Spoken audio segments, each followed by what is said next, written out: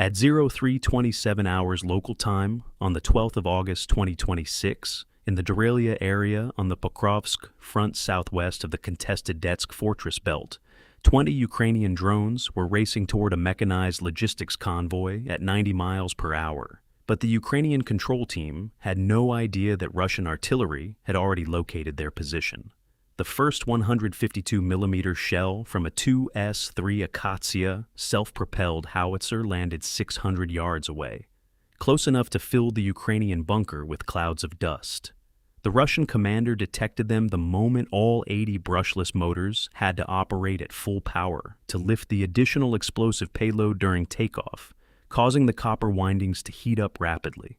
The thermal radiation from the hardware produced just enough heat for a Russian infrared camera to detect them from within 8 miles.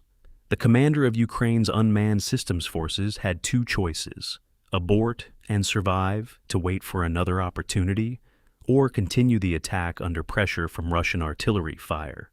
They had only about 13 minutes to reach the position where 50 military vehicles were bunched together in a long column preparing for an assault. But Russian artillery needed only 4 minutes to find them. They decided to continue the mission.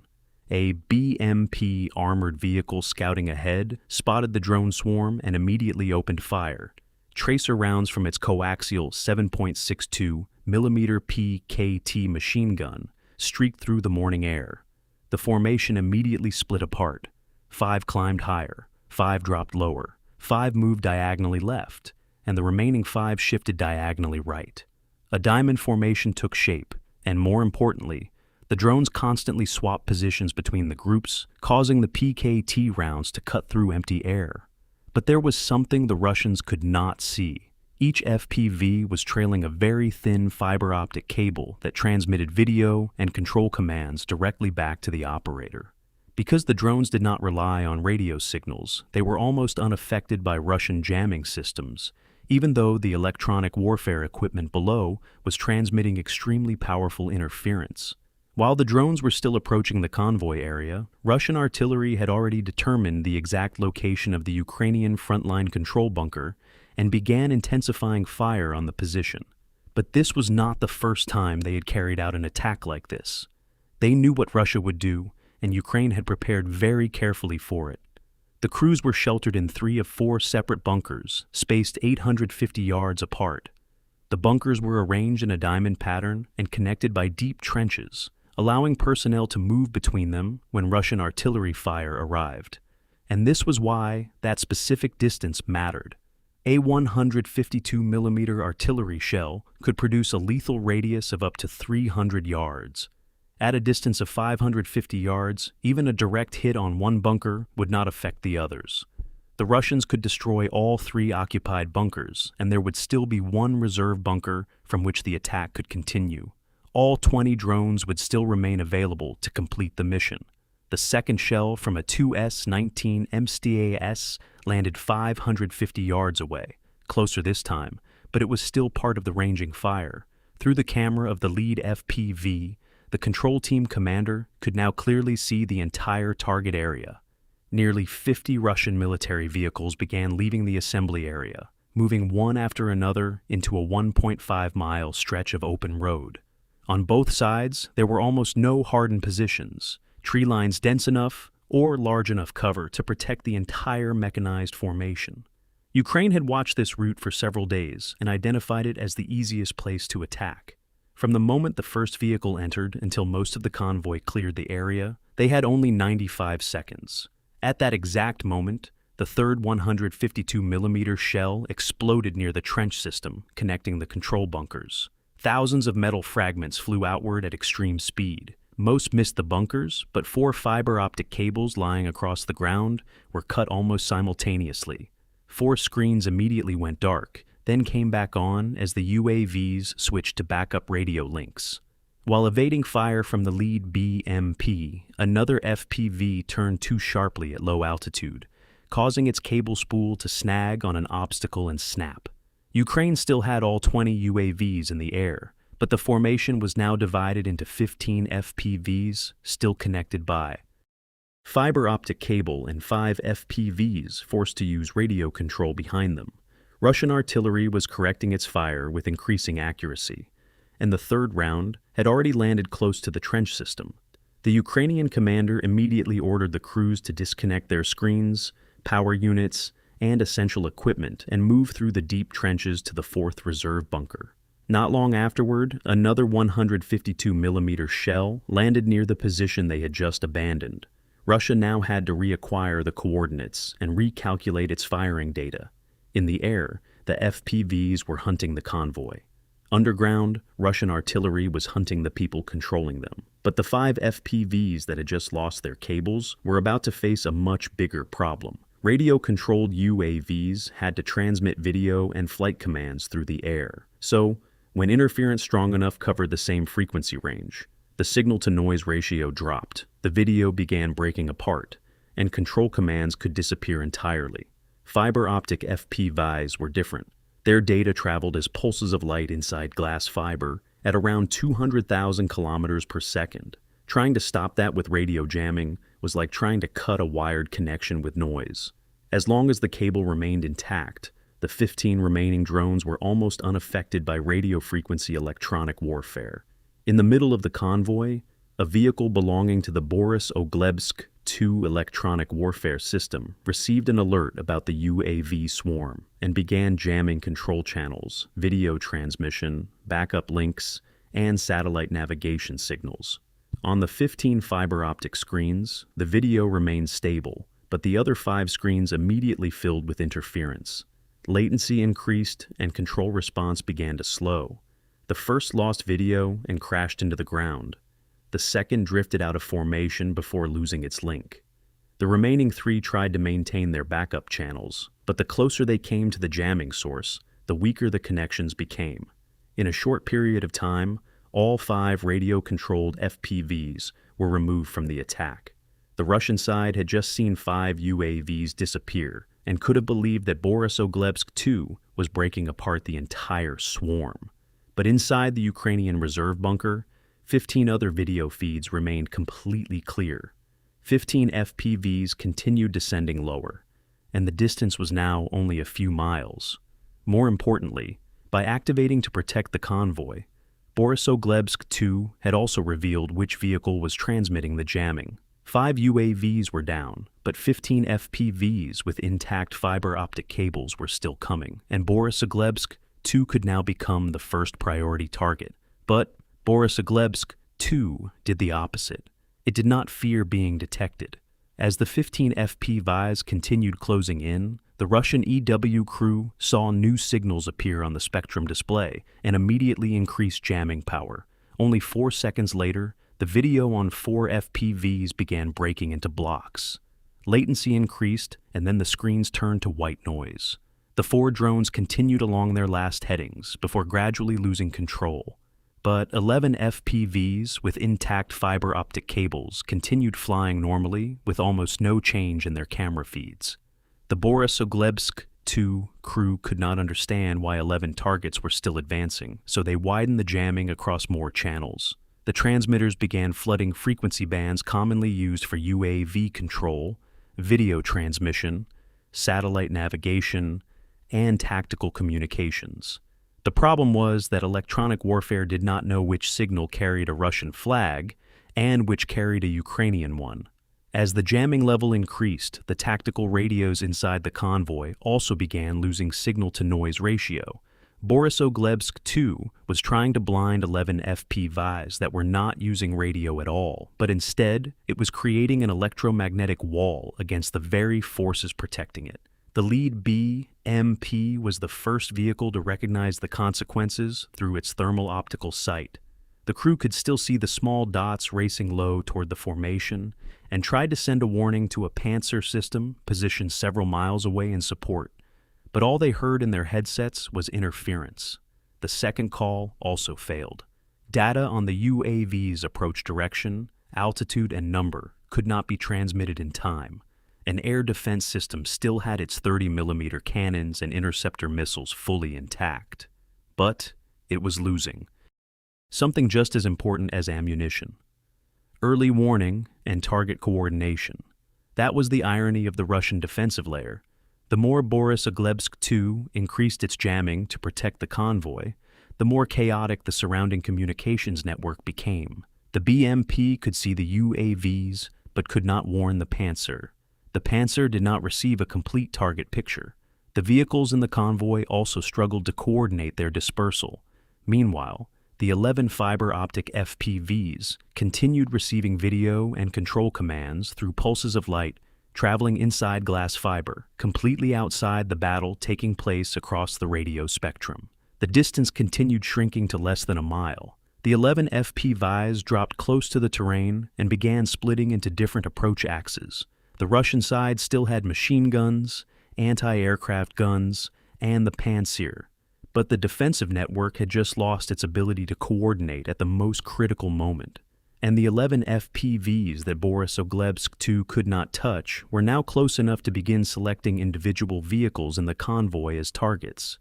But as the convoy began accelerating to escape the open stretch of road, the interception problem changed again. The vehicles at the front stretched the formation out, forcing the 11 FPVs to continuously adjust their impact points instead of diving toward targets that were nearly stationary. At the forward checkpoint, the BMP crew had only about 10 seconds before the drone swarm moved beyond its favorable firing angle. At 120 feet per second, each FPV could cover more than 1,200 feet in that amount of time.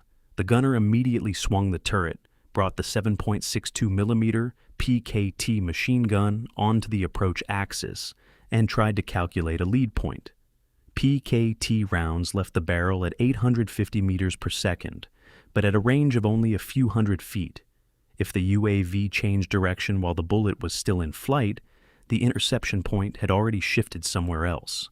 The PKT opened fire at 800 rounds per minute. Long bursts swept across the front of the FPV swarm, but the geometry of the engagement was working almost entirely against the gunner. He had to detect a small object, estimate range, speed, and approach angle, calculate a lead point, then correct his fire again in less than 10 seconds. If the target flew straight at 120 feet per second, the time alone required for a bullet to travel about 300 meters meant the gunner had to aim more than 30 feet ahead of the UAV. But these FPVs were not flying straight. Every few seconds they climbed slightly, dropped lower, or shifted left and right, breaking the firing solution the gunner had just established.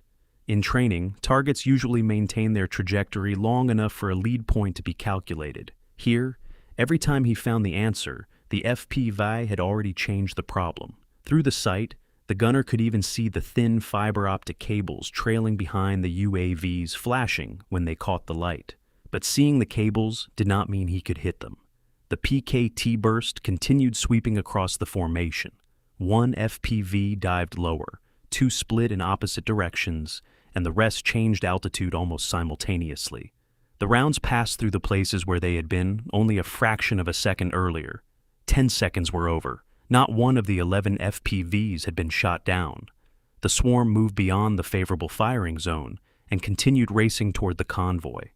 The BMP crew tried once again to warn the Panzer and the vehicles behind them, but Boris-Oglebsk II was still flooding the tactical radio network with interference. All they heard in their headsets was static. The BMP had just failed in the direct interception, and now it was also isolated from the very defensive network it needed to pass the warning along. But the next defensive layer had already spotted them. When the 11 FPVs were still about 4 miles from the expected interception corridor, a Panzer S-1 positioned ahead of the convoy began picking up the small, low-flying dots on its screen. The problem was that the Panzer radar had to distinguish real targets from reflections generated by the ground, trees, and vehicles. So, UAVs with very small radar cross-sections flying at low altitude repeatedly blended into the background clutter. The Russian crew switched to the electro-optical and thermal imaging channels, manually tracking the FPV swarm against the terrain. The Panzer was designed to combine radar with electro-optical tracking and carried 230mm 2 A38M cannons with an effective gun range of around 3 miles and a total ammunition load of 1,400 rounds. At a range of nearly 3 miles, the gunner began firing to force the formation to maneuver, then kept the triggers pressed as the UAVs moved deeper into the effective firing zone. The two A38M cannons had a combined rate of fire of approximately 5,000 rounds per minute. He was no longer trying to place individual rounds onto individual FPVs like the BMP gunner had done earlier. Instead, the cannon swept laterally and built a corridor of 30mm fire directly ahead of the UAV's predicted flight path.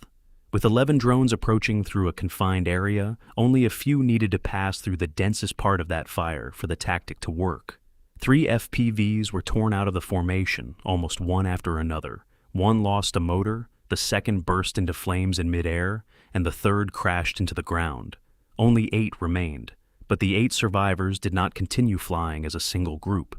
2 climbed higher, 2 dropped close to the ground, 2 shifted left, and 2 shifted right, then continuously swapped positions to recreate a shifting diamond formation. The Panzer gunner now had to track 4 approach axes with different angular rates at the same time.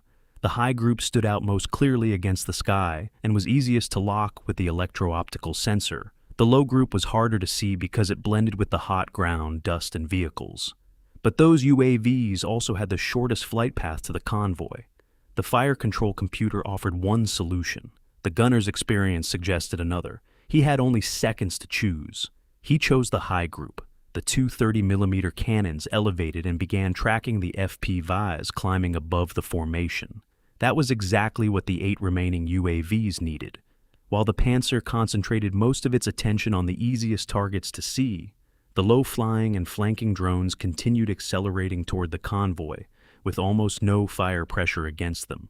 Every second the turret stayed pointed upward was another second in which the low-altitude approach in front of the mechanized formation was less protected. The Panzer had just shot down 3 UAVs, but in return, its fire had been drawn away from the main threat. The 8 remaining FPVs continued shifting positions within the formation, their fiber optic cables still intact, while the distance to the convoy kept shrinking. The strongest defensive layer ahead had just proved that it could destroy UAVs, but it had also shown Ukraine how to make it look in the wrong direction. The Panzer gunner realized that the low-flying UAVs were now the closest threat, but by the time the twin 30mm 2 A38M cannons depressed back down, the 8 FPVs had already dropped to hug the terrain. At an altitude of only 75 feet, their elevation angle changed extremely quickly as the UAVs raced past the defensive position at nearly 90 miles per hour. PKT machine guns, 12.7mm cords, and 30mm bursts continued sweeping through the formation, but the 8 drones were no longer holding a fixed flight path. They kept dropping lower, shifting left, shifting right, then crossing positions again within the diamond formation. Only seconds later, the first FPVs had already moved beyond the Panzer's most favorable firing angle and were diving straight into the convoy area. That was when the Russian formation began to break apart. The vehicles at the front accelerated out of the exposed road segment, while the heavy trucks and vehicles at the rear reacted more slowly, creating a widening gap between the two halves of the convoy. 4 FPVs immediately broke away from the formation and selected the slower-moving rear section as their target. At 120 feet per second, they needed less than 10 seconds to cover the final 1,200 feet. The 4 dived almost simultaneously. The first explosions erupted among the rear vehicles, forcing the remaining ones to brake hard, swerve off the road, and throw the formation into even greater disorder. The remaining 4 FPVs continued pushing deeper in, but the Panzer was still firing continuously into their flight path. Heat buildup in the 2 A38M gun cluster forced the Russian crew to reduce the firing rate to avoid losing accuracy and damaging the gun mechanism. Only about a 10-second drop in fire intensity appeared, but for a high-speed FPV, that was a precious window. The OIST 4 UAVs immediately pushed through the gap. At the same time, low battery warnings began flashing on the control screens. One drone had 11% remaining, another had 10%, and the lowest had only about 9%. Flying close to the ground, maneuvering constantly, and fighting crosswinds had consumed more energy than expected. None of them had enough battery left to return.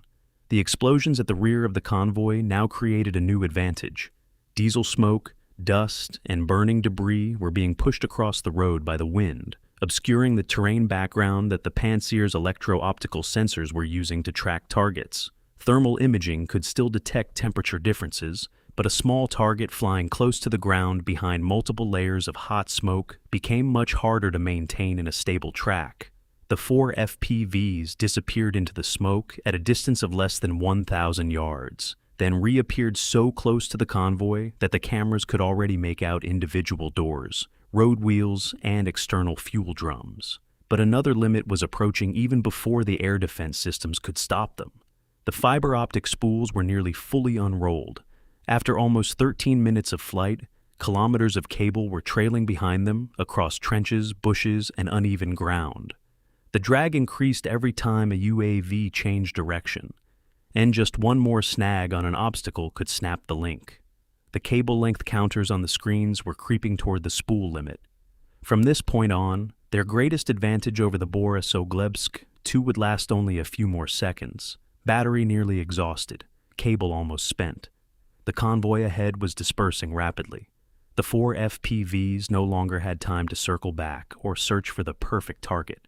The operator selected the vehicles still inside the approach corridor, lowered the UAV's noses, and entered the final dive phase. From this point forward, the entire attack would no longer be measured in miles or minutes. It would be measured in seconds. At 0340 hours local time, the final 2 FPVs entered their dive phase. The first locked onto an artillery ammunition truck trapped in the bottleneck. At a distance of less than 150 yards, the operator no longer made any major course corrections. Every unnecessary control input would only drain more energy from the battery, which was down to 2%. The FPV slammed into the side of the vehicle using the last of its remaining power.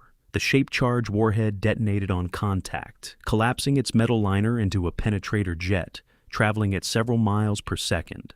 At the point of impact, instantaneous pressure could reach tens of gigapascals, concentrating energy into an area only a few centimeters wide and punching through the metal wall of the cargo compartment.